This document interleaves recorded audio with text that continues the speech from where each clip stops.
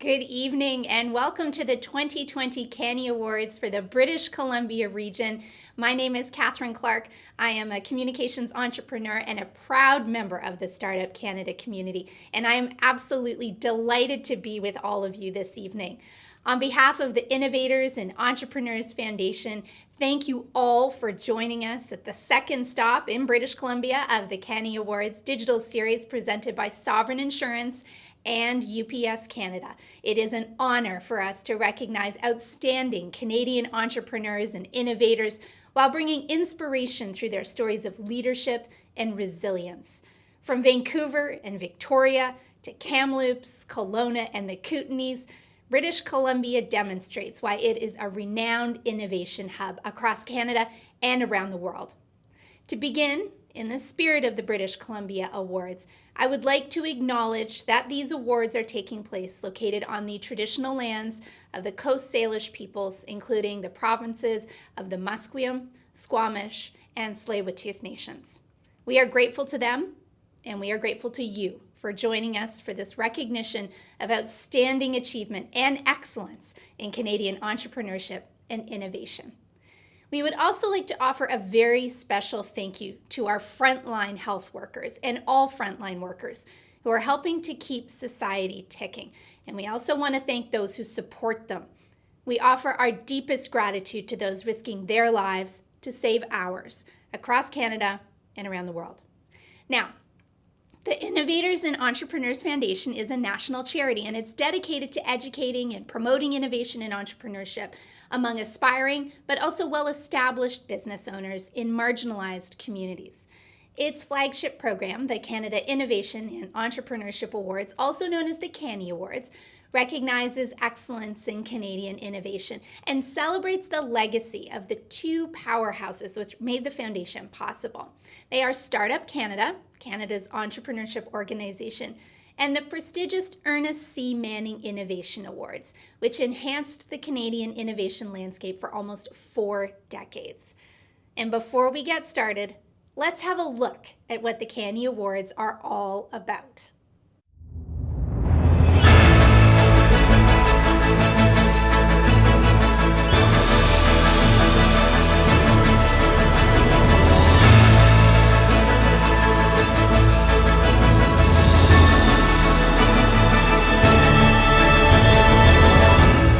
Canada is a nation of innovators and entrepreneurs, working together to build a better tomorrow. And the Innovators and Entrepreneurs Foundation is committed to celebrating the Canadians leading the charge. With presenting support from UPS Canada and Sovereign Insurance, and national support from MasterCard and Scotiabank, the Innovators and Entrepreneurs Foundation is pleased to welcome you to the first annual Canada Innovation and Entrepreneurship Awards, the CANIEAwards. The CANIEAwards are the merging of the prestigious Ernest C. Manning Innovation Awards, celebrating creators and disruptors since 1981, along with the Startup Canada Awards that have collectively recognized the achievements of over 650 entrepreneurs and innovators across Canada. The CANIEAwards are our pledge to celebrate and share the stories of Canada's visionaries, community builders, and innovative thinkers. This year, we're presenting the CANIEAwards digitally and focusing on hope, learning, and resiliency to help entrepreneurs come together and be inspired to build a better, brighter future. On behalf of our partners and all of us at the Innovators and Entrepreneurs Foundation, welcome to the 2020 CANIEAwards.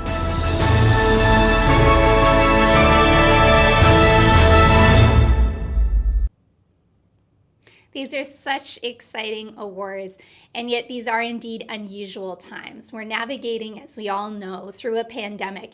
And so instead of a big live event, we're bringing you the CANIEAwards from the comfort of your own homes through a series of 5 online broadcasts. We want to use these broadcasts to recognize the impressive journeys and achievements of the inspiring disruptors who contribute every day to this country's entrepreneurial landscape, especially during these difficult times. The format of this year's ceremony is simple.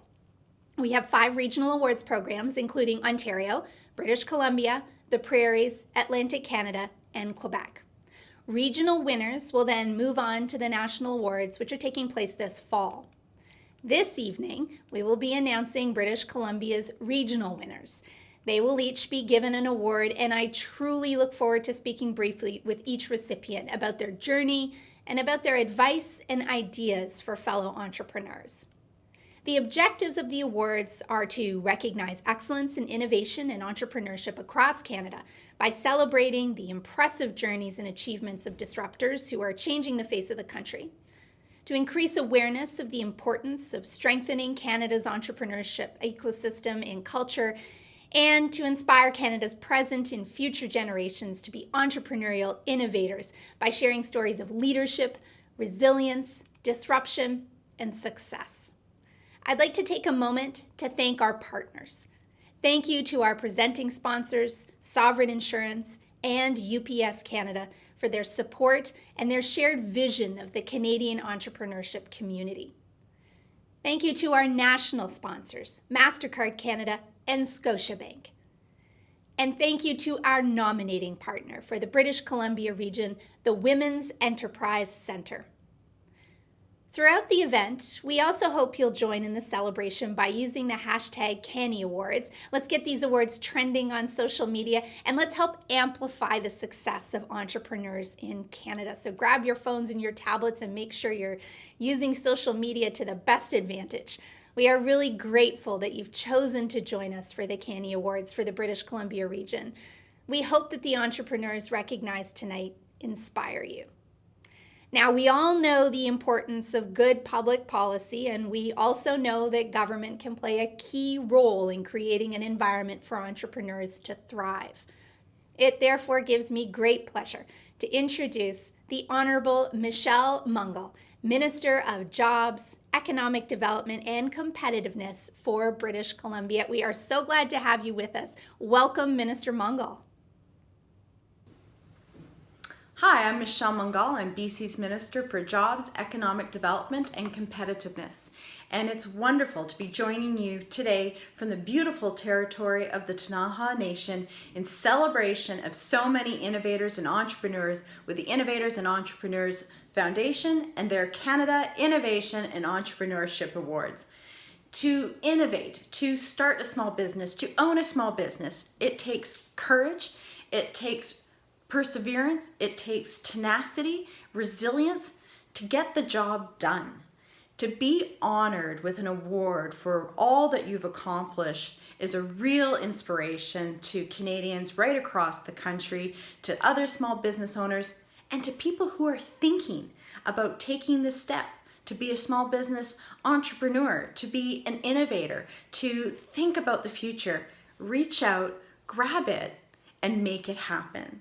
I wish you all the very best. Enjoy the celebration, and thank you so much for everything that you're doing for your communities, for your province, for the country, and for reaching out, grabbing that future, and bringing us with you. Enjoy. Thank you so much. And now back to you. Thank you so much, Minister, and now is the moment we have all been waiting for. I am delighted to begin the presentation of the 2020 British Columbia CANIEAwards. This year, for the CANIEAwards National Tour, we are presenting 8 CANIEAwards in each region under 4 categories. 1 for organizations advancing the culture and environment for entrepreneurship in Canada. 2 for exemplifying the spirit of Canadian innovation. 3 for individuals demonstrating excellence in entrepreneurship. And 4, the final category, for outstanding impact and enduring legacy in Canadian entrepreneurship and innovation. The first category is the Enterprise Support Award, in recognition of organizations that have excelled in their work to advance the culture and environment for entrepreneurship in Canada. On behalf of the Innovators and Entrepreneurs Foundation, I am thrilled to present the British Columbia region winner of the Enterprise Support Award, DIVERSEcity.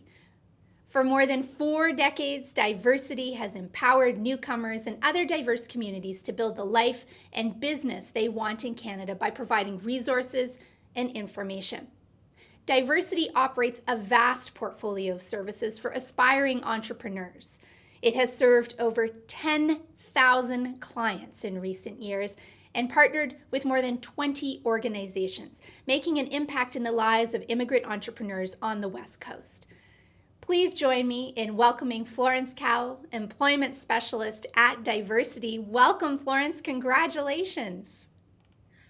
Thank you, Catherine. I'm very honored to be here, represent DIVERSEcity, receiving this Enterprise Support Award. Thank you so much. Well, we are just thrilled that you joined us, and we are so delighted that you are the first recipient of the 2020 British Columbia CANIE Award this evening. Thank you for the positive impact that DIVERSEcity is making in British Columbia and the entrepreneurship landscape. And, you know, Florence, I understand that supporting women entrepreneurs is a key part of DIVERSEcity's agenda. I wonder if you could maybe tell us a little bit about that. Tell us about the VCC Make It project initiative and how it's supporting immigrant women in pursuing their entrepreneurial dreams. Yes, we are very proud of this VCC Make It project. This is a pilot program delivered jointly by DIVERSEcity and Vancouver Community College, which is funded by IRCC, Immigration, Refugee, Citizenship Canada, since October 2018. The project is about to test innovative models of supporting newcomers to Canada. So under that, the VCC Make It project is trying to test the idea how entrepreneurship can impact the settlement journeys of new immigrants, especially when they are doing the business collective together. They don't need to run their own solo business individually. So we have learned that this collective model suits immigrants, especially for women. They have limited individual resources and capacity. So when they are working together, they can overcome their individual limitations and they are able to make success. So that's also almost impossible when they are doing that alone. So the business collective, we actually adopt some of the concepts from the co-op operation. So these women, they are working together, implement the whole process of the business operation from the product development, brand marketing to delivery and accounting. So that's amazing to see they create a synergy. These women from different cultural background with different strengths and weakness, they are able to overcome, accommodate each other. They learn and grow together. So I say this is a great platform for the immigrants, women work together, pursue their dreams. You know, it's an inspiring program, and it's not just great for entrepreneurs, especially women entrepreneurs, but it's great for the fabric of this country too, this collective approach. Really Yes. exceptional. Now, you know, every organization right now is feeling the effects of the pandemic that we are all living through, and so many organizations have had to address their programs to effectively reach entrepreneurs. I assume you at DIVERSEcity have probably had to do that too. Can you give us a snapshot of how COVID-19 has become not just a challenge, but an opportunity for you to innovate? Yes, so just like many settlement service organizations, usually the service are delivered in person, one-on-one or in the workshop setting. But because of COVID-19, actually, we need to try new different approach in addition to the traditional means, telephone, email. So now we rely a lot on the WhatsApp and also on Zoom, like online meeting. So actually, our very recent business plan writing circle, that was on March 14. So at that time, we didn't think too much, but we just moved online to have our last writing circle finished so we can have the graduation celebration. And since then, our one-on-one consultation actually are all doing online. From there, our participants, they also learn how to adopt the knowledge, and they can also do their own business model also online. So we are very happy we are able to adapt to the situation very quickly. Florence, do you have a message just briefly this evening that you'd like to share with other immigrant entrepreneurs who may be watching the CANIE Awards at this moment and who are inspired by the examples that you've given and the work that you're doing? Okay, then I would say just do it, which means don't just hope. You need to do the planning. You need to be well prepared. So follow the business planning process, do the necessary research, and then do the idea generation, learn the new skills and the knowledge. So then you will have the comprehensive business plan in a very high level overview, but also in details. You need to know your business ideas, operation inside out. So be persistent, don't give up. Always open for the constructive feedback, and then see those hiccups. Those are not the problems, those are the challenge. And always believe there are always solutions and alternatives. So you just keep doing what you believe in and celebrate the small milestone, even they look so small. Success will just come in any different format before you notice. Yeah.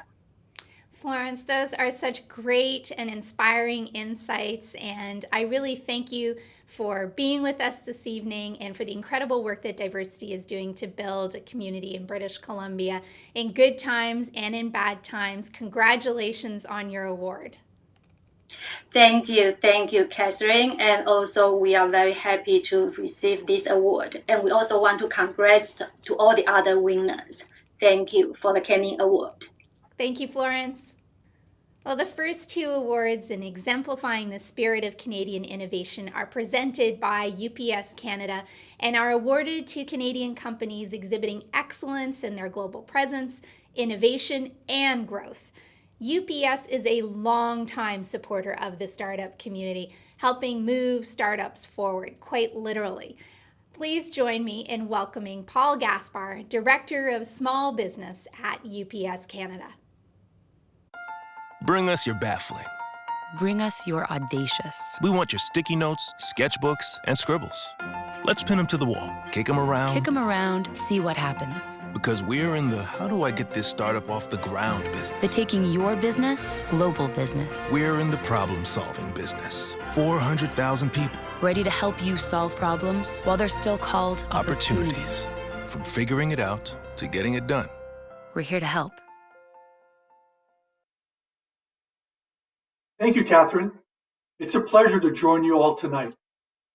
UPS is proud to be a co-presenting sponsor of the first annual Canadian Innovation and Entrepreneurship Awards, also known as the CANIEAwards, by the Innovators and Entrepreneurs Foundation. Through our strong partnership over the course of many years with Startup Canada, and now with the CANIEAwards, which brings together the Manny Innovation Awards and the Startup Canada Awards, we have directly supported thousands of entrepreneurs through a variety of programs aimed at supporting global growth and innovation. At UPS, we know the barriers that entrepreneurs face when starting and scaling up. So with our innovative services, competitive rates, more access to customers in Canada and abroad, and taking every action to ensure the safety of our customers and employees, UPS is determined to making running a business easier and more rewarding. On behalf of UPS, I am thrilled to present the winner for the 2020 Global Entrepreneurship Award for the British Columbia region to Event Temple. Event Temple is a high-growth technology company focused on developing software as a service to manage growth and event bookings. Their disruptive software, which aims to provide an all-in-one platform, is currently used in over 15 countries by thousands of users, including hotels and venues in North America and Europe, such as Holiday Inn and Best Western. Proudly the #1 hotel event management software in the world on Hotel Tech Report, their goal is to be the world's largest and most respected hotel sales CRM. Congratulations again go out to Event Temple, and back to you, Catherine. Thank you, Paul, and welcome, Bob. It's great to have you here tonight. Congratulations for being the recipient of the Global Entrepreneurship Award. Yeah, thank you very much. Thanks for having me. Well, we're super excited for you. Event Temple has really shown itself to be a game changer in the event management landscape. And I'd be curious to know what pain point Event Temple solves, and also what inspired you to build the solutions that Paul was just mentioning in his intro to your award for businesses worldwide. Sure. So Event Temple is an all-in-one sales and catering platform for hotels and venues. So if you think about any part of their sales process or managing their events, they do it all in Event Temple. And what we found was the hotel industry just wasn't keeping up with modern technology. So the solutions that were out there were 20, 30 years old in some cases, and they were not only outdated, but really expensive. So for me, I love hotels. I love startups and technology. I taught myself how to code before starting Event Temple. So I knew I wanted to be in an industry where we could really disrupt and make an impact. So for us, we've just basically had a vision from day one of building something that would be modern, easy to use, customer facing, integrated, and enterprise. And since that time, we've just been, excited to build along with our customers. So taking their feedback, taking it back to the engineers and building that way. And so I think a lot of the success has just come from listening and focusing on really substance and quality versus not necessarily flash, but a lot of the innovation and just the little details, and they all tend to add up over time. Well, you've really been a company that has succeeded at going global. And I assume you probably faced a fair number of great opportunities, but also pretty big challenges along the path. And it would be great to hear from you about how you overcame them, but perhaps more importantly, how other companies can prepare strategically for the kind of journey that you took as they also try to go global. Sure. So some advice that early on was just to get on a plane if you had a deal and go and meet someone face to face. So whether that's been going to Bangkok in Thailand or going to Norway or Sweden to visit customers, or the UK, I've always done that, and just shaking someone's hand. And what I found is people are the same all over the world. They want the same things. They want to work with a company where the founding team really cares about them. They're heard, and you're focused on delivering for their pain points. So I think just getting to know the team. And then for new startups that haven't done international business, just it's not something to be afraid of. It's like I said, it's the same everywhere. There is some things you need to do to internationalize your software. So thinking about taxes and currencies and how you're going to handle some of those questions. But those are technical problems that anyone can get through. But I think at the end of the day, it's about making the effort not just to do the Zoom call, but to fly there. And of course, with Corona, that's been difficult. But for me, whenever I've had the chance, I've tried to go there in person, present to their team, also get to know their operational staff. So not just the big important decision makers, but the people using it, and sitting down with as many people as you can and just letting them know, hey, if you hire us, we're going to do a great job for you. And you build a partnership that way. That's some really good and common sense advice, and also just highly useful advice for people who are looking to diversify globally. But you did mention Corona, and we are in a pandemic. I assume that this has probably been a pretty big hiccup for Event Temple if you are accustomed to hopping on a plane and going places.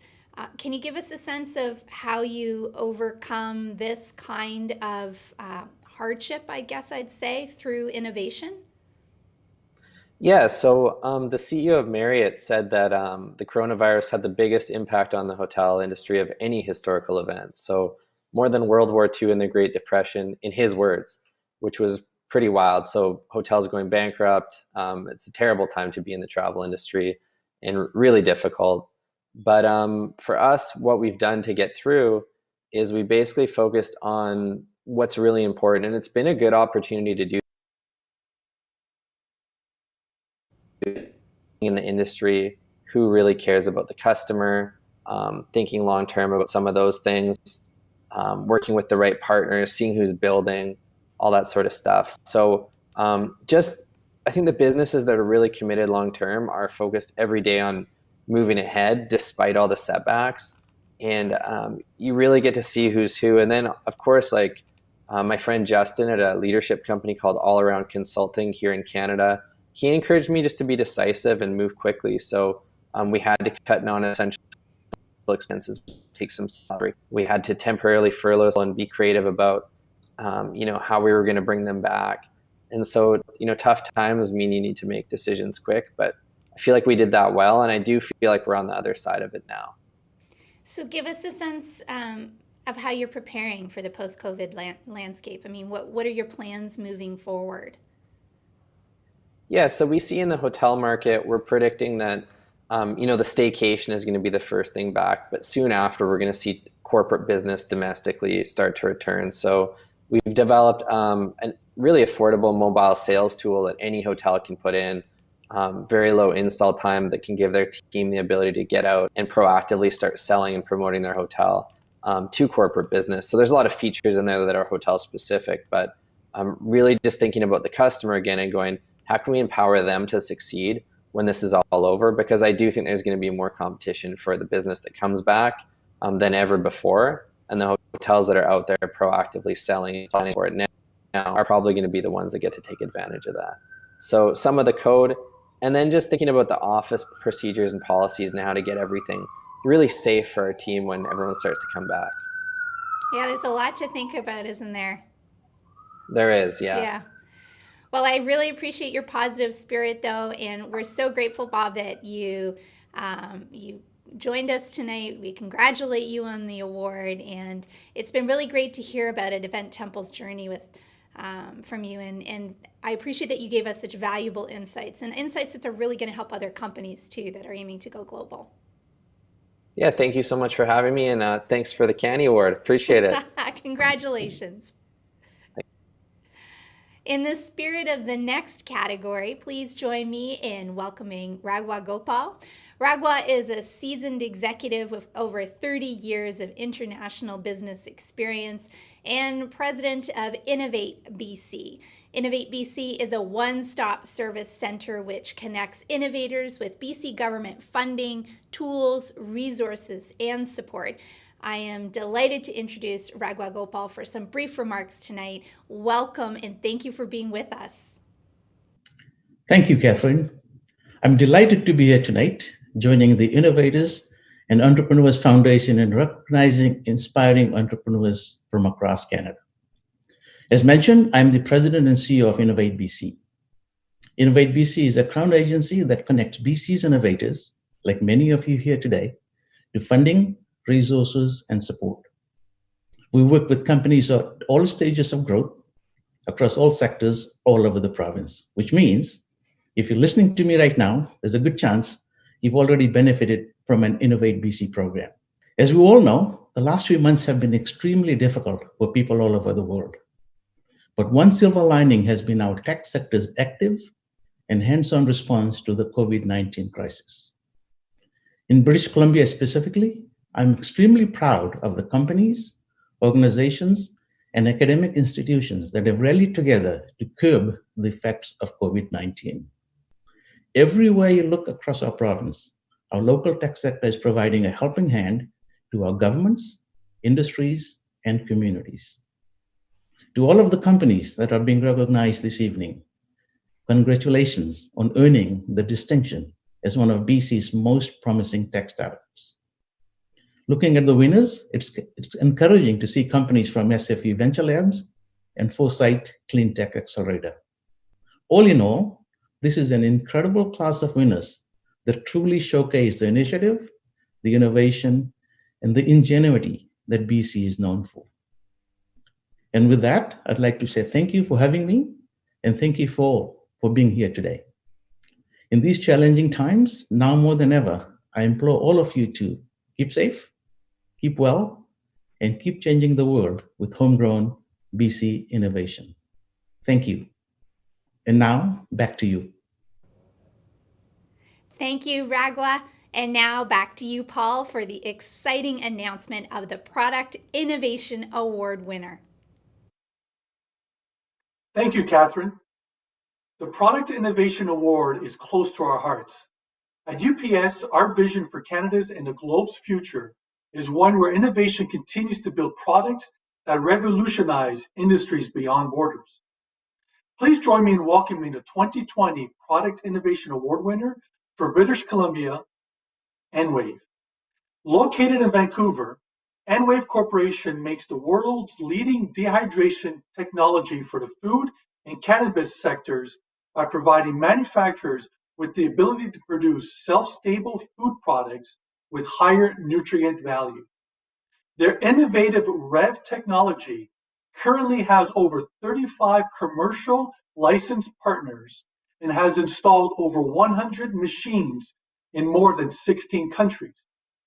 After only 7 years in the market, not only are they a leader in their industry, but also have built their own all-natural $30 million a year food brand, Nutri-Dried Moon Cheese. Congratulations again to EnWave, and back to you, Catherine.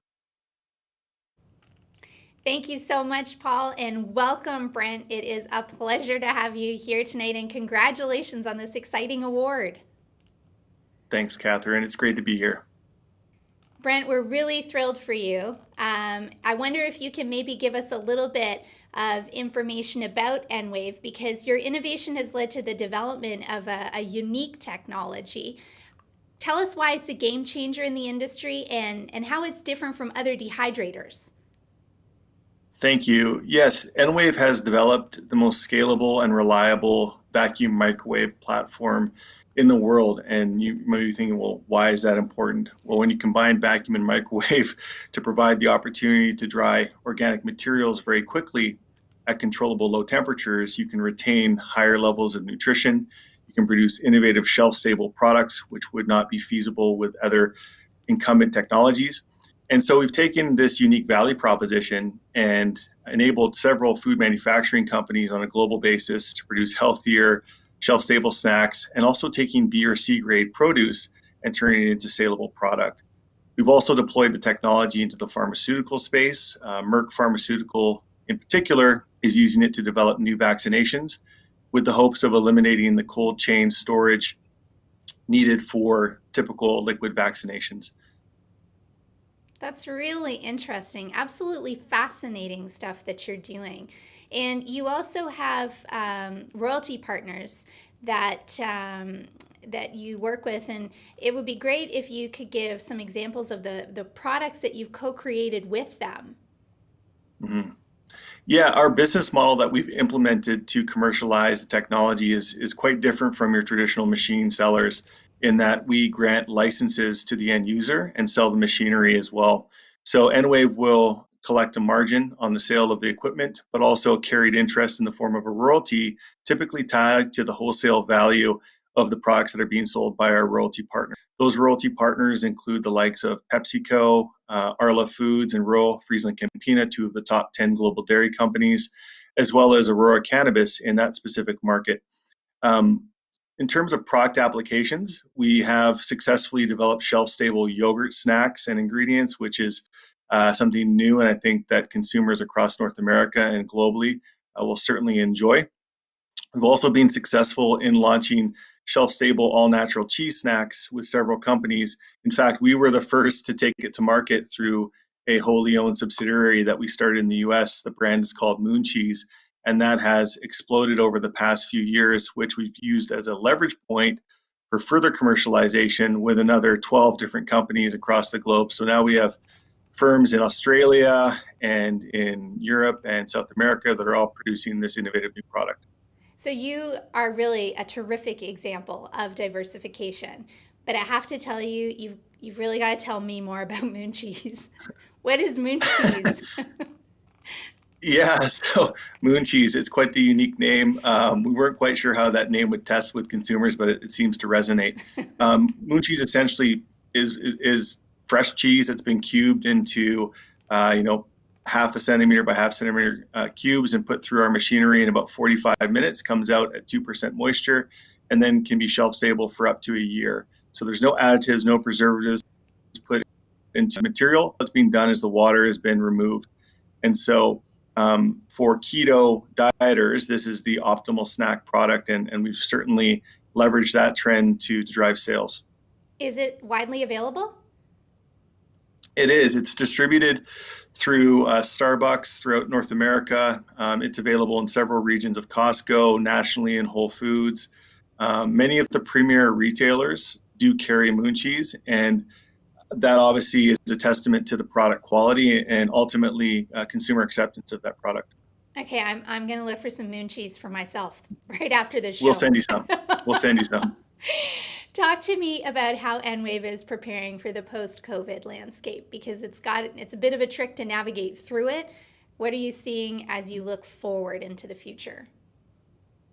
It's a great question. So Our business relies so heavily upon international business, and that includes international travel for the installation of the machines that are being deployed, as well as conducting business development. It's a highly technical sale, so touch points need to be frequent and personal.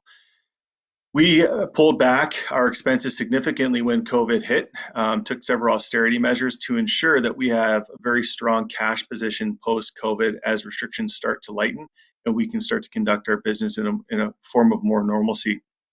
Further to that, the pandemic has given us the opportunity to reflect on the diversification of our business, given that we generate revenues primarily from machine sales, royalties, and the sales of the Mooncheese product. We're also going to micro pivot and consider doing our own manufacture, leveraging the value proposition of our tech in-house to allow for companies to use the technology without having to put up significant capital. And as we know, as many companies are cash strapped at the moment, this can overcome some of the potential roadblocks for further commercialization. Well, we really wish you the best as you continue on this inspiring and really exciting journey.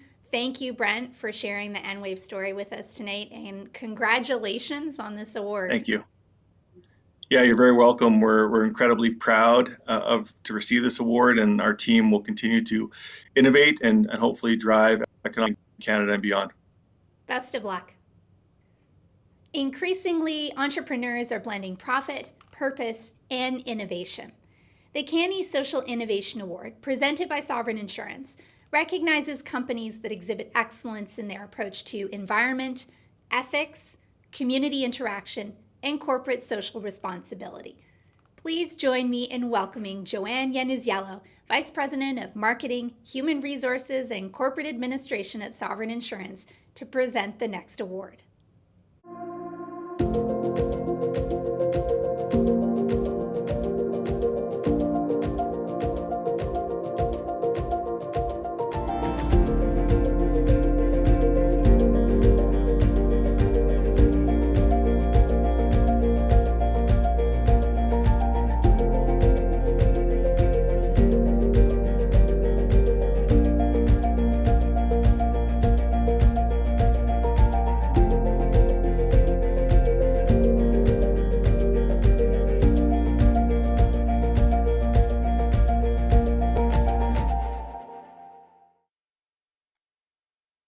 Thank you, Catherine. It's a pleasure to join you all tonight. I'm delighted to represent Sovereign Insurance, the proud co-presenting sponsor of the 2020 CANIEAwards. At Sovereign Insurance, our belief is that we can make a positive impact in society by supporting entrepreneurs' efforts and sharing their experiences. The 2020 Social Innovation Award is presented to Canada's social entrepreneurs who are building a more sustainable future through innovation in their products, services, and evolved business models. These organizations have shown resilience and demonstrated results in scaling and bringing everyone together to build a better country and a better world. The winner of the Social Innovation Award for the British Columbia region is Intuitive AI. Imagine walking up to a garbage bin and knowing how to recycle correctly every single time. The Oscar Nudge by Intuitive AI makes this real. Since its launch in March 2018, the AI Intuitive team has successfully installed over 30 Oscar locations in San Francisco, Toronto, Vancouver, Calgary, and London, UK. All of Oscar's manufacturing takes place within Canada, and the distribution is handled directly by the company. Oscar, the retrofittable device that can be attached to any multi-stream recycling bins in a public facility, has gained worldwide attention. Currently, they have over 120 customers on the wait list, including property management firms, universities, cities, and waste management companies. Back to you, Catherine, and congratulations again to Intuitive AI for this recognition. Thank you so much, Joanne, and welcome, Hassan. It's a pleasure to have you here with us tonight. Congratulations on your award. Thank you so much. It's an honor to be here. That's really terrific, and I love the name Oscar. It's totally perfect for what you're doing. It does get grouchy sometimes. Yeah, everyone gets grouchy. But not you, Hassan, because the Intuitive AI mantra is, well, it's pretty impressive. You say that everyone can change the world in 3 seconds. And I'd love to know what you mean by that and about how your organization is making an impact by educating communities in best recycling practices. Definitely, definitely. So the whole idea of Oscar is creating these 3-second moments. And as somebody's walking up to a garbage bin, changing that whole entire experience. It at the moment as you walk up, there's nothing engaging. The rules are confusing, and they're inconsistent. It's very, very difficult to actually educate the consumer when they actually don't have any incentive to recycle. So that's where we tie in a couple of pieces combined with AI that as people walk up towards that garbage bin, the AI sees what the person has in their hand, what brand it is, what object it is, what material it is, and immediately nudge them. And so that creates this engagement piece. And most of the times people get really surprised by a garbage bin talking to them. And then, that creates that spark, and, people try to trick it with their mobile phones, and then it replies back with, put that back in your pocket. And that creates and starts the conversation around the garbage bin. And that's how we've been educating people in the places that Oscar is now installed in: London, San Francisco, Toronto, Calgary, in malls, universities, airports, and office buildings. So we're very, very excited to roll Oscar out in more locations. I love it. It's such a great idea. In fact, I think I need Oscar in my own home, potentially. So hopefully you're growing that way at some point too. But, you've done a remarkable job of trying to balance purpose and profit. Can you tell us a little bit about how innovation has played a major role in that particular achievement? Yeah, 100%, 100%. So balancing, especially for clean tech companies that are in this space, it's really, really difficult to do good and at the same time show a return on investment most of the times. And so that is one of the problems that we struggled with the most. That how do we change the world, which to us the problem was 98% of whatever the world generates ends up in landfills, oceans, third world countries. How do we do that? And to a market that is a loss leader in a lot of cases, and it's not generating a lot of business. And how do we encourage and change that behavior around that? And so that's something that we struggled with for a very long time. And finally, the key thing that we discovered was that the garbage data, is how buildings benefit from having Oscars. So it's a device that helps people get better at recycling, but at the same time, it's a sensor. It's the world's first sensor to measure waste. Like we measure electricity, we measure water, we measure even our footsteps, but this is sort of the sensor to measure waste, because previously it had been people that had to dig through trash. Sure. And like you can imagine, it's almost impossible having a person nowadays going through tissues that we've coughed in or chicken bones that we've chewed on.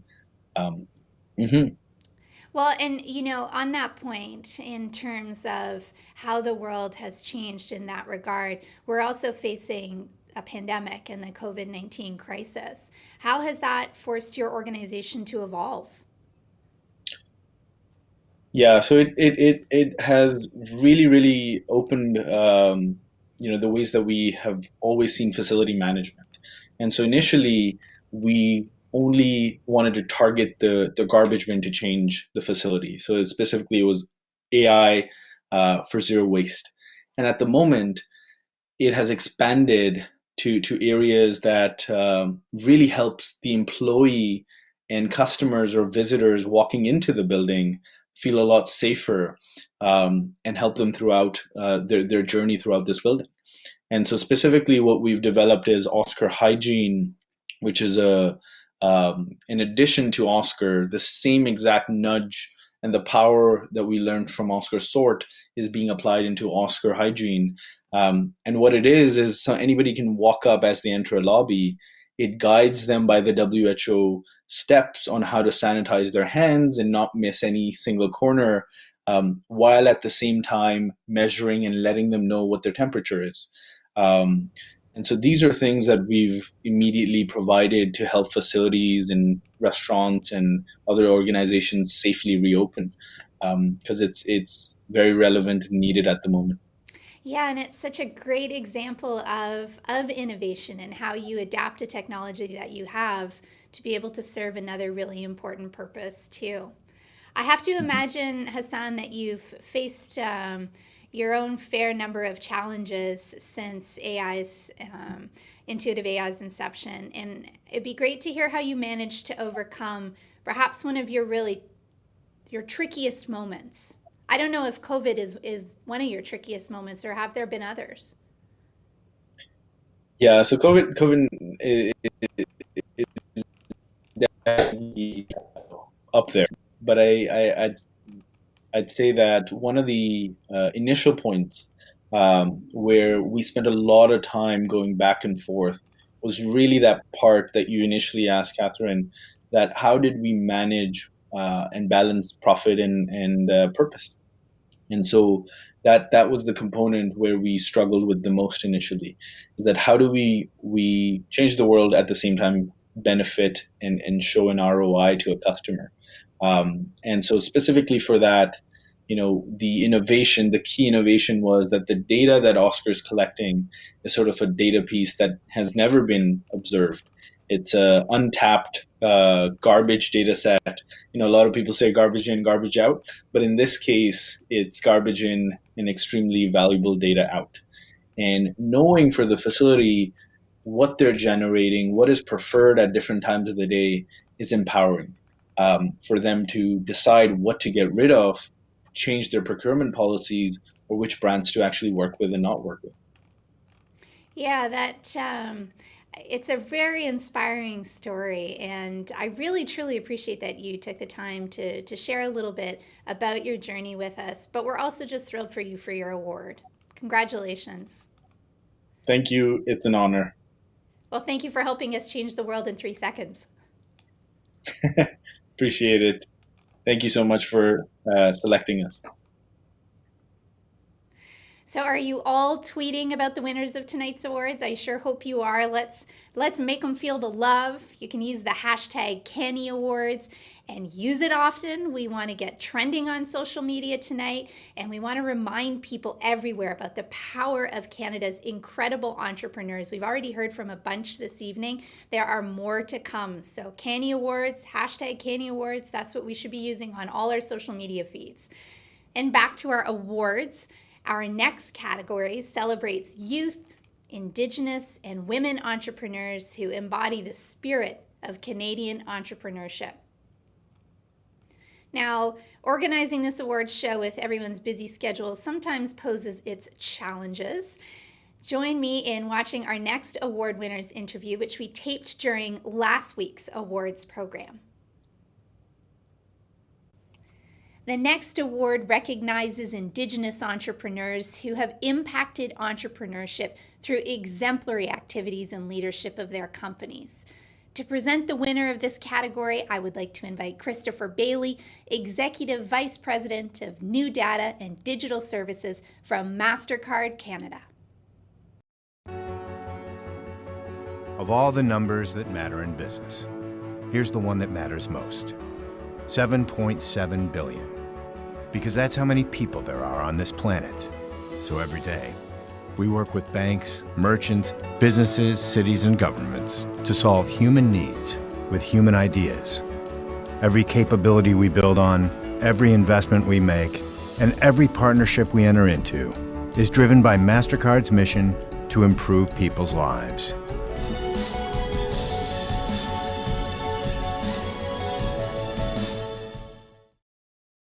Thank you, Catherine. It's a pleasure to join you all tonight. MasterCard is proud to be a national sponsor for the CANIEAwards regional tour launched by the Innovators and Entrepreneurs Foundation and powered by Startup Canada. We share both organizations' vision for a thriving entrepreneurial and innovative nation and know that supporting the dreams and ambitions of fellow Canadians will build a more prosperous future. As a technology company, we provide the networks that connect anyone in the world with a business idea to a potential global customer base. Our technology helps a company go from local to global in a fraction of the time it used to take, empowering entrepreneurs everywhere. This award is presented to an Indigenous entrepreneur who is making waves and impact in their industry. The winner of the Indigenous Entrepreneur Award for British Columbia region is Patrice Mousseau, founder of Satya Organics.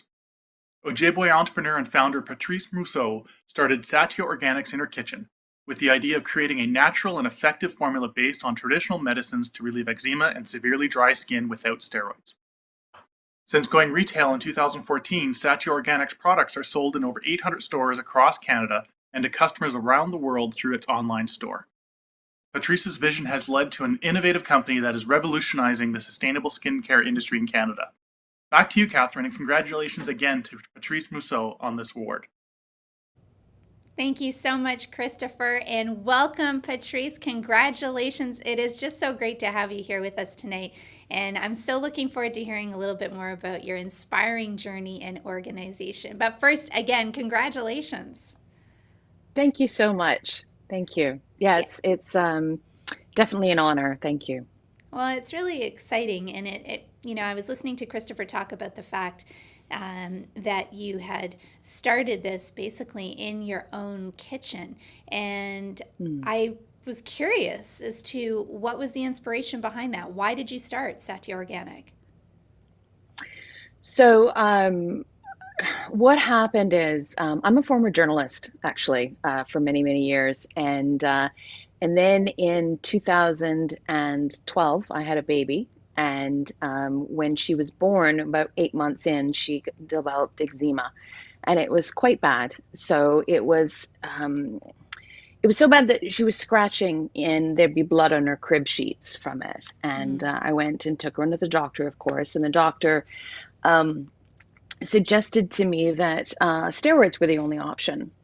Now, having seen news stories about the detriments of using steroids, especially, in the long term and for infants, there was like, well, I have a skill set that is research. I'm going to go and look at, of course, traditional medicine, but as well as the existing medical research, academic studies, to see what universities have been looking into in the last few years, and basically took all that information, created something in my crock pot in my kitchen, and that cleared my daughter Esme's eczema up in 2 days.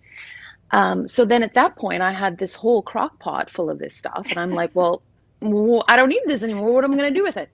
So I went on to a mom and baby Facebook group, right? And I said, does anybody need any? Now, at this point, I hadn't really done the research into the global problem that skin issues are. 1 in 5 kids under the age of 8 actually suffer from eczema, and those numbers are higher in a developed country for a number of reasons. So I put this call out on Facebook, and then immediately I had to make 3 more crock pots because everybody needed it. And it was probably about a year later, I thought, well, I'm going to try this out, because I'd never considered myself to be a business person, because my perspective on business was always that it was, driven by money, usually about, it wasn't values aligned with who I was. Then I met a bunch of other women entrepreneurs who were creating businesses in a way that I could get behind. They were successful, but they were also not doing it at anyone else's detriment. And they were staying true to their integrity. So I thought, I can do this. I did my first farmers market here in Port Moody in BC. And then through that, we ended up in about 70 stores in the Lower Mainland. At this point, I'd also gotten my USDA certification and had pursued my approvals through Health Canada as well, because eczema is a medical condition. And in order to have that on your label, you have to prove that it works. So I had all these things in line. And then Whole Foods got interested, and they're like, well, we want to start carrying your product. And I was like, can you guys hold on? Because I was still making this in my crock pot in my kitchen at this point. So they were very patient, and it took me, a couple months to ramp up. But then, I got a lab and everything else. So I said yes, and we went from 70 stores to 400 stores in 2 months. And yeah, now we're over 800 stores. We're exporting to Hong Kong. We're looking to expand to the US in September. So because the need is so great. So that's how I started my crock pot. It's a completely remarkable story, and it's interesting for so many women how it's that experience of trying to solve an issue that arises out of having a child, or the time crunch, or anything of that nature that gets us thinking, how can we do this better? Now, one of the things that's happened is you've got this amazing product, and it's now available in so many places, but we're also facing a pandemic right now, which is really impacting the economy. Has COVID-19 affected how you do business? Well, actually, no, because the way that I had set up my company is I wanted to, for one, my fulfillment. So we have an e-commerce site as well. Instead of having a fulfillment center sending our shipping, what we have is a network of moms across Canada that I ship product to, and then they ship from their homes to their local areas. So it helps to lower shipping costs. Our customers get it faster, and we're employing moms who are staying at home with small children, because quite often the way that things are set up, they're unemployable, right? Because they can't work 9 to 5. But there's this vast resource of incredibly knowledgeable, get stuff done kind of people. And so we had this whole network set up before COVID ever hit. Of course, we're in a lot of health food stores. They're still open, so our customers have been able to get Satya. And in addition, frontline workers have been using our product quite extensively. We've donated to 3 hospitals, and we do have a program set up for frontline workers to access our product, because with the frequent hand washing, their hands are just raw, right? We've had one nurse, she just sent me an email. Her hands were so bad that she was having to glue them closed to get through a shift because she was bleeding. And since using my product, she doesn't have to use glue, no more blood, and her fingerprints are actually starting to grow back. So it's, if anything, we've been busier than ever through COVID. And we just got a shout out as well from Selma Blair, who's a movie actress down in California, and she had mentioned that this was her favorite product that she was using on a daily basis as well. So pretty exciting. Busy. Yeah, that's really great. You know, Patrice, these are wonderful stories and a terrific example of how you can take a small idea and grow it into a company with a global footprint. And we congratulate you 100% on this remarkable achievement. And thank you for being an inspiration to every entrepreneur that's watching right now. Congratulations on this award. Thank you so much. It was a pleasure to meet you. The Woman Entrepreneur Award is presented to a woman entrepreneur who has impacted Canadian entrepreneurship through exemplary activities and leadership of their companies. As a woman entrepreneur myself, I can't tell you how excited I am to welcome the Canny Woman Entrepreneur for the British Columbia region, Kellyanne Woods. Kellyanne's passion for the food and beverage industry has led her to launch 3 companies, Gillespie's Distillery, Boozewitch Brands, and her new venture, State B. This professionally trained sommelier currently sells high-quality crafted beverages through Gillespie's Distillery at more than 300 liquor stores in British Columbia, and is planning to expand to the U.S. quite soon. For her commitment to the Squamish community as the president of the Squamish Craft Beverage Association, and for her success as a serial entrepreneur, Kellyanne was recognized with the 2019 RBC Canadian Women of Influence Award. Please join me in welcoming Kellyanne Woods, CEO and founder of Gillespie's Fine Spirits and State B. We're so thrilled to have you. Congratulations, Kellyanne. Thank you so much. I hear that introduction. I'm like, that's me.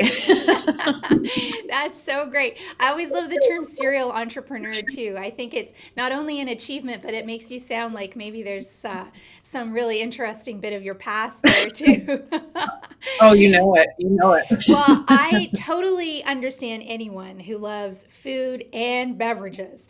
But can you talk to us about how your passion for this industry started and really what inspired you to create Gillespie's Distillery and Booze Witch? And I have to say, what an awesome name Booze Witch is. People love it. Yeah, totally. I love the way you said sommelier, by the way, because I grew up in Quebec, and so hearing French words pronounced so well is just beautiful.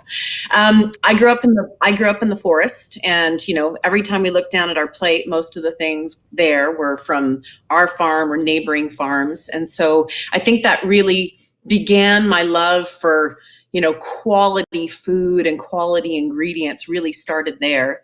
And as I aged, I'm trained as a professional actress, so I had to figure out something to do that would support my acting habit.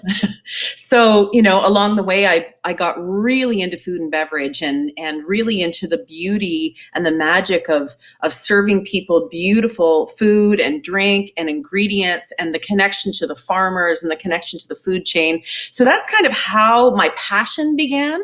And then, life takes you on a journey, and I found myself on the West Coast, and I found myself a partner who was an incredible distiller. And it just made sense as all the laws were opening, as all these opportunities were opening for the craft beverage world, and sort of taking a little bit of a nip out of these multinational corporations and localizing people's enjoyment for drink. And there's a real interest in that localization right now. And I mean, I see it across the country. You must see it every day in the work that you do. And you've got a new venture, which is the cannabis-infused State B beverage company. And that's a game changer in the beverages industry. Can you tell us more about that? Yeah, sure. I mean, I am just beside myself with excitement about it because, I mean, cannabis has been deemed an essential service through COVID-19, which completely changes the game as far as the cannabis landscape is concerned. Also, due to the pandemic, people are considering their health more. So, there has been this massive rise of alcohol consumption, but everyone I talk to now is like, I'm kind of laying off the booze for a little while. And so we still like to drink to relax, drink to connect, but there opens the door for the possibility of doing that in a different way. And that's when State B comes in. State B is a CBD, THC, low dose beverage, but with a bunch of other beautiful botanicals that were designed by me and also a master herbalist. So they actually shift your state of consciousness, which is really exciting. And also, as we are living in a time of a pandemic that affects primarily the lungs, people are also reconsidering their smoking habits. So it is a very exciting time to be able to look at offering an incredible product to people that will enhance people's lives. And I suppose on your end, there's a real sense that the opportunities and the possibilities are endless. I mean, there's all kinds of chance now to do things differently. Well, it's interesting. This is an entrepreneur, an innovator award show. So I have to say that there are people that have taken my phone call and had a Zoom meeting with me that would never have met with me before because everybody has a little bit more time on their hands. So I just find that there are some tremendous challenges, and the world is seeing a reckoning, like an unbelievable reckoning. But my hope is that on the other side of this thing, we're going to be able to find more love, more connection, more time for people, and more time to grow incredible opportunities that are actually going to serve humanity. And I'm really finding that is the absolute silver lining, is that people are connecting more. People are listening to what's going to carry us forward. It's a very interesting time to be an entrepreneur, let me tell you. And is that some of the messaging that you're wrapping around your products right now as a result of the pandemic? Oh, absolutely. I mean, so I think there have been some huge keys to this, and a lot of people, like, pivot has become like the commonplace word, just like unprecedented. Like, this is an unprecedented time and we're pivoting is basically everyone's story. And I think that really shows the grit of an entrepreneur, is how you face overwhelming challenges, and you have to adapt, like this, we are living in a changing time. So, we, like, as a company, and during our expansion, looking at ways to support humanity and to serve and to create enjoyment and beauty in people's lives, that's always what I've wanted to do, but now it seems even more important than ever. And briefly, just as we end, I mean, given the award itself, I'd really love to hear your thoughts on women entrepreneurs and a message that you might have for those women who are watching these 2020 CANIE Awards and listening to you as well. What inspiration do you have for them right now in a troubling time? Yeah, that's a really good question.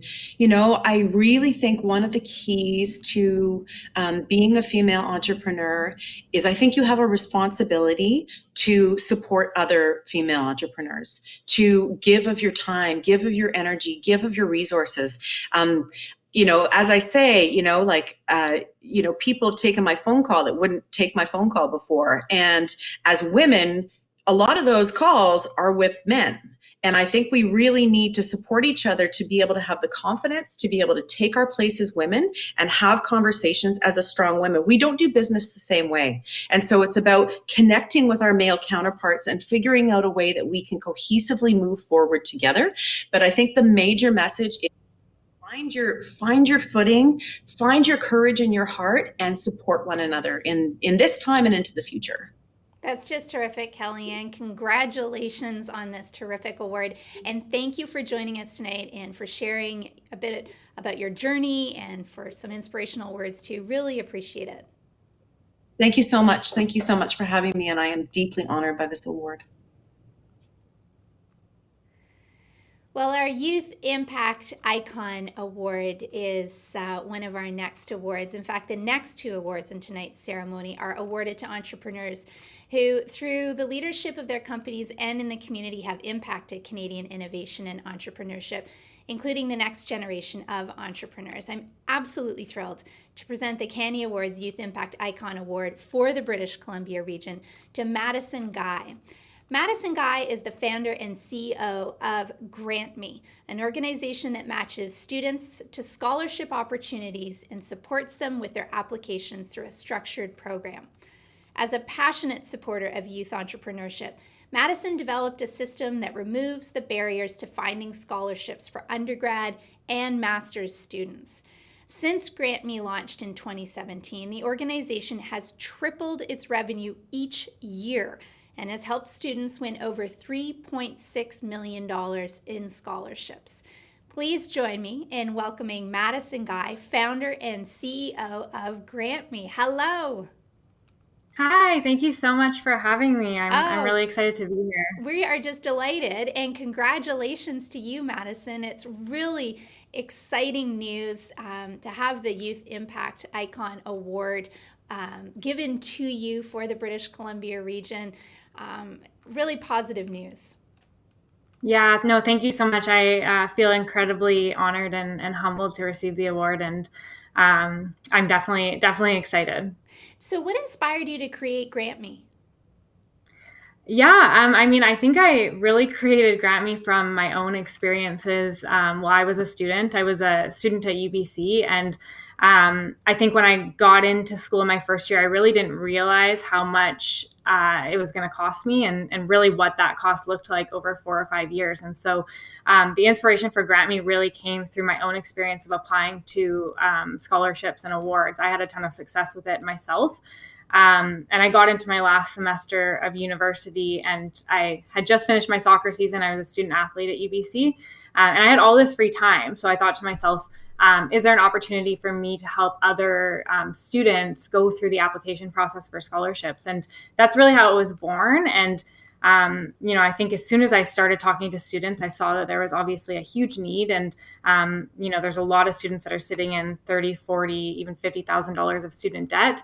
So I think once I started, I really never looked back after that, but it really came from my own experiences of applying.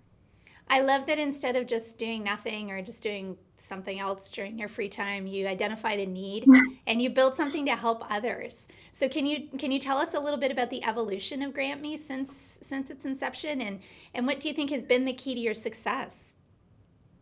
Yeah, I mean, I think so. So I started it while I was in my last semester, like I said, and I think at the time I had this situation where I was like, should I be applying to jobs or should I be starting a business? And I think, like I said, I really never looked back. But I think throughout that summer in 2017, I was really only doing it by myself, and I was offering one-to-one services for students. And I think I knew pretty quickly that I needed to create a scalable solution that was going to be able to serve not just students in BC, but really hundreds of thousands of students across Canada. And so from there, I started to build a team, and I really saw the need for technology and the way that we can use technology as well as service to provide these opportunities to students, and really make sure that they have the information to make informed decisions about their education. And so I went through that process in 2017. I didn't hire my first full-time employee until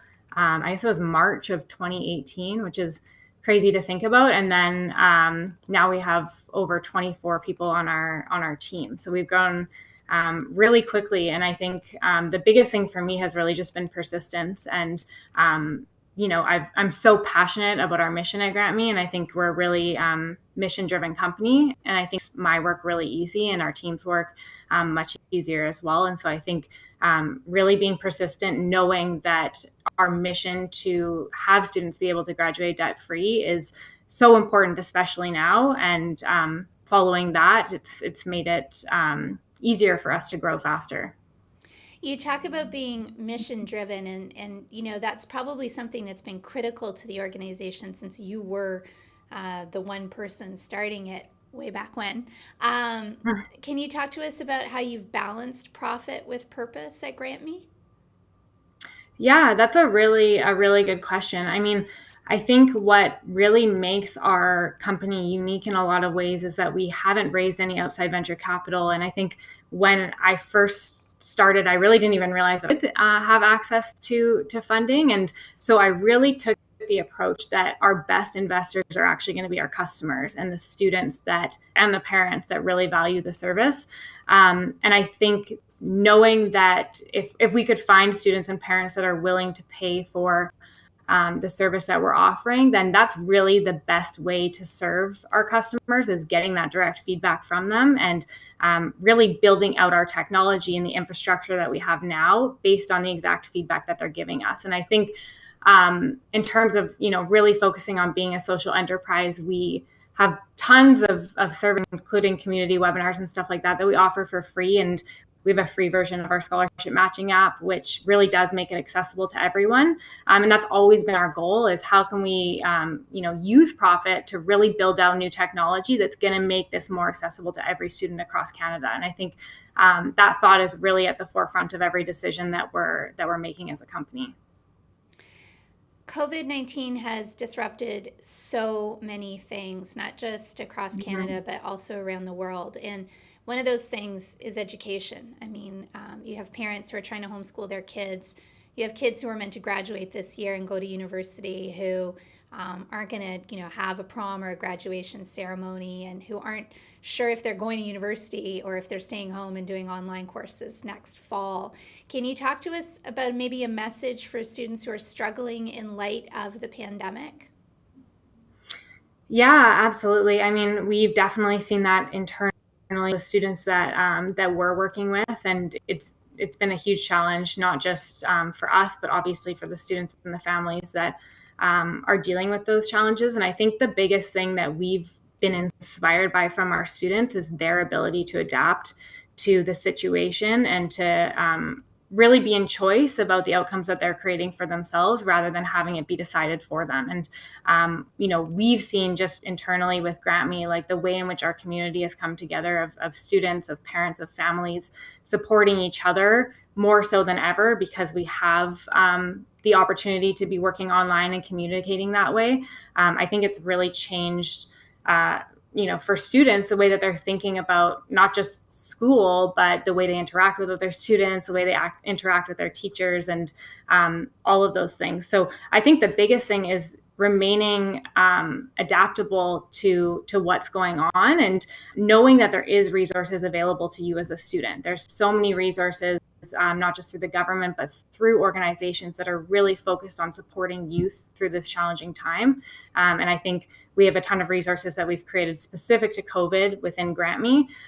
So really just making sure that you're receptive to the resources that are available, and you remain adaptable, knowing that there's a community of like-minded students that really want to support you. Thank you so much, Madison, and congratulations on your award. Thank you also for being an inspiration to future entrepreneurs too. It's been great to chat with you.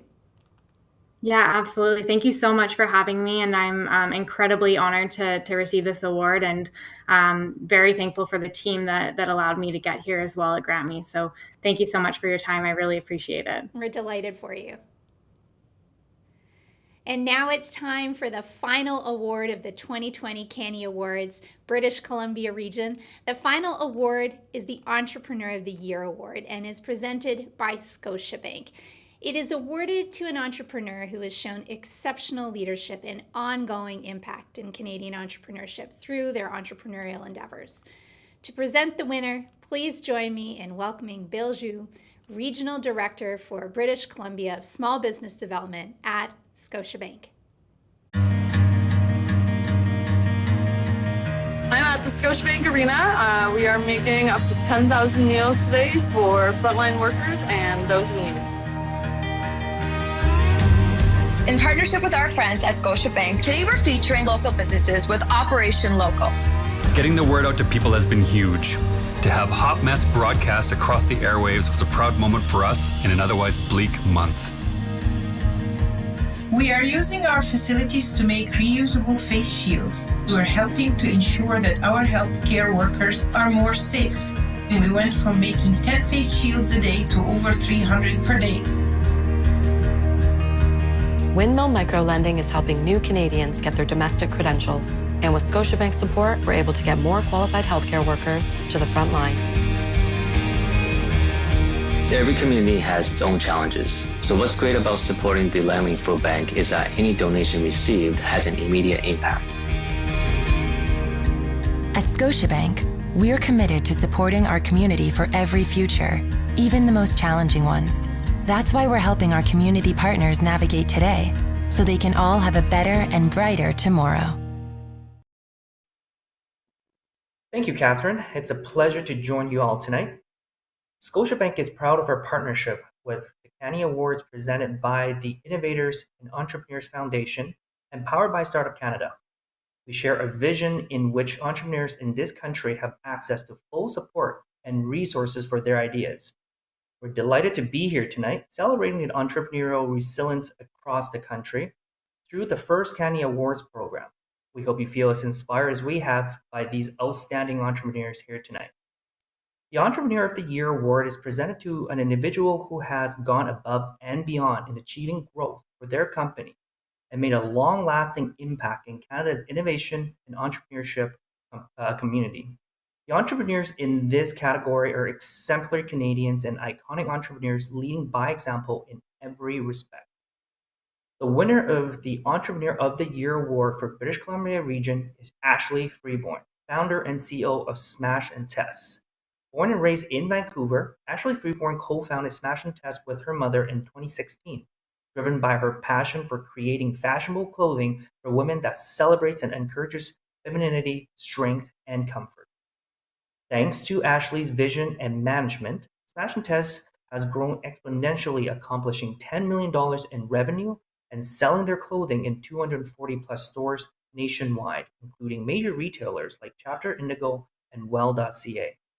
Ashley is the 2020 Top 40 Under 40 winner, a strong advocate for advancing women in leadership, and a key player in the size inclusivity movement in fashion. Back to you, Catherine, and congratulations again to Ashley Freeborn for this recognition. Thank you so much, Bill, and welcome, Ashley. We are thrilled to be here recognizing your entrepreneurial achievements and sharing your story. Congratulations. Oh my gosh, thank you. I'm actually pinching myself after that incredibly amazing introduction. So thank you. Well, we're just delighted for you. It's really exciting. I'd love to know what inspired you to create Smash and Test, and what's the message behind your unique designs too. Yeah, absolutely. So Smash and Test was founded in 2016. My mom is the Test. I am the Smash. And my best friend Mercedes came on board early on as well. But really it was founded because there was a hole. There was a hole in the loungewear market, and we wanted to usher in what we call a new wave of everywhere. That's cozy, that's cute, that's ethically produced in Canada, that's worn around the world. And our best-selling rompers and other cult-worthy designs complement every lifestyle, every occasion, every body. And that's what we really set out to do. We're challenging a typically elitist industry and creating everywhere for every woman.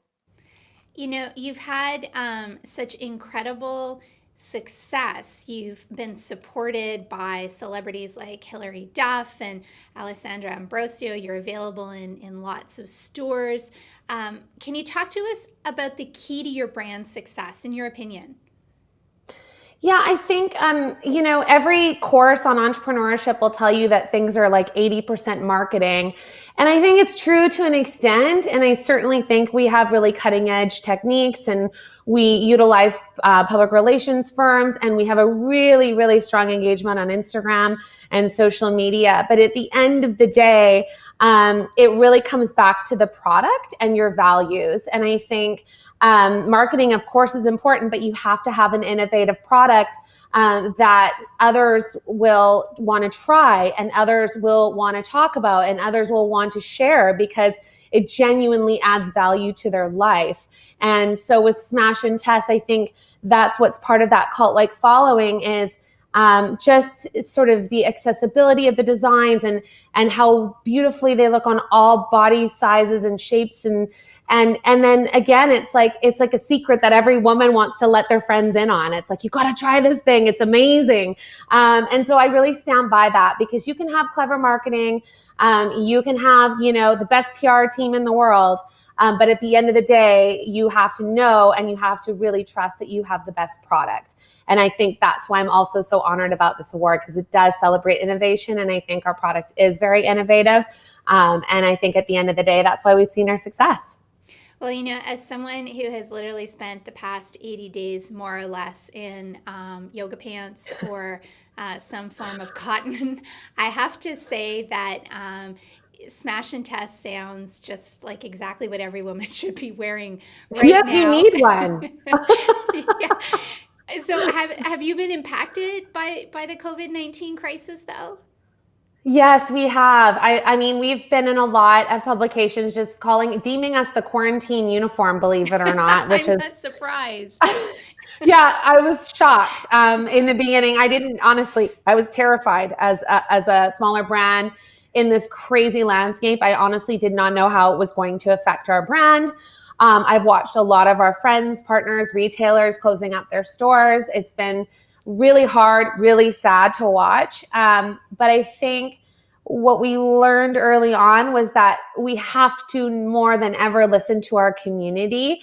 It's time to listen. It's time to support. It's time to, really see what people need. And I think we've always been more of a lifestyle brand versus just a straight fashion brand.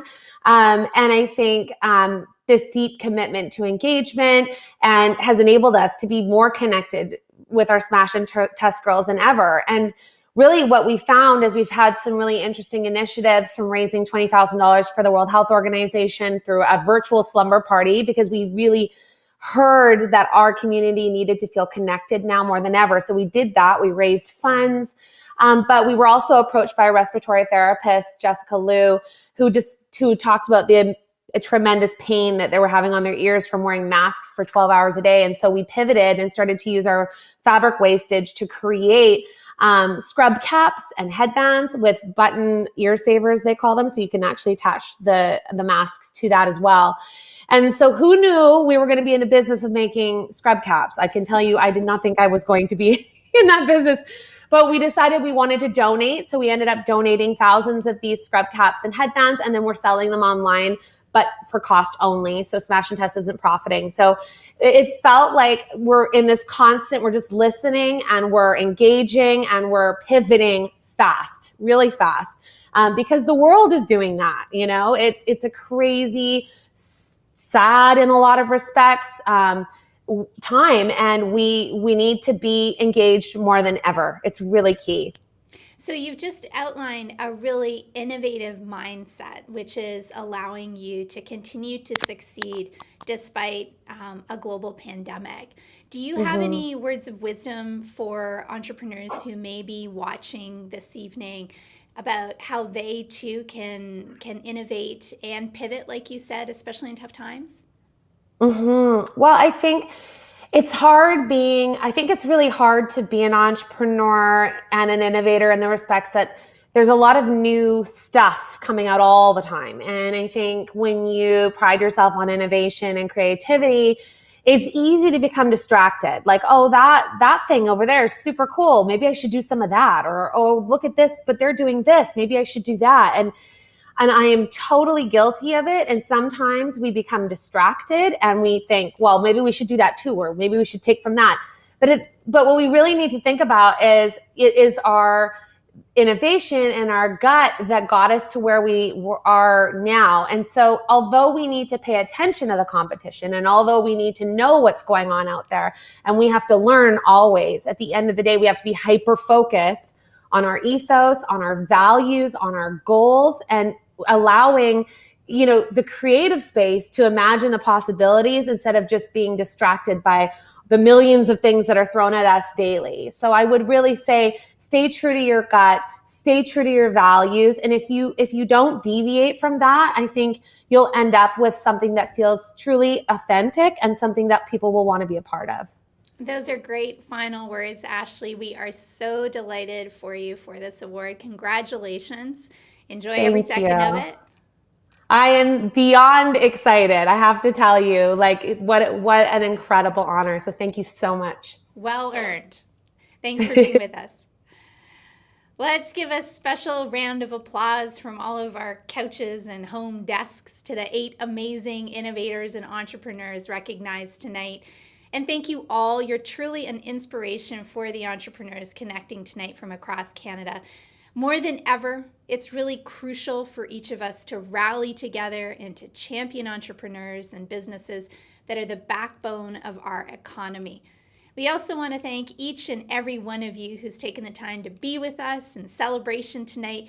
And we truly hope that you'll join us to meet more amazing entrepreneurs at the next stop on the CANIEAwards digital series. We'll be in the Prairie region on June 11th at 6 p.m. Mountain Time.